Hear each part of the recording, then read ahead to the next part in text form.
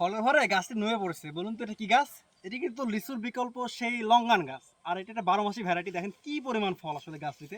গাছের হাইট হচ্ছে 5 থেকে 6 ফিটের মধ্যে আছে। দেখেন মানে ফলের ভরে গাছটা একদম নুয়ে পড়েছে। দেখেন গাছে ফল অসংখ্য পরিমাণ ফল আছে।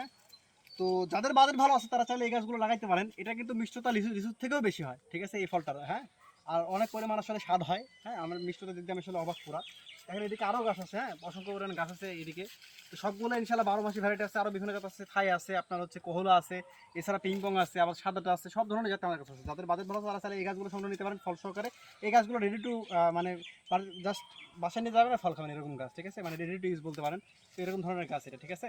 আর যাদের আসলে বাজেটটা কম আছে তারা চাইলে টবের গাছগুলো নিতে পারেন। টবের গাছগুলো ইনশাল্লাহ 1 বছরের ফল পাবেন। আর টবের অনেক গাছ ফল সহকারেও আছে, যাদের প্রয়োজন তারা আসে তাদের প্রয়োজন অনুযায়ী এবং কি বাজেট অনুযায়ী গাছগুলো নিতে পারেন। দেখেন এখানে অসংখ্য গাছ আছে। আমার আগে আরও 2-3টা গাছ আছে। যাদের বাজেট অনুযায়ী গাছগুলো সংগ্রহ করে নিন। আর গাছগুলো সংগ্রহ করতে অবশ্যই স্ক্রিনে নাম্বারে এখনই যোগাযোগ করুন। ধন্যবাদ। আসসালামু আলাইকুম।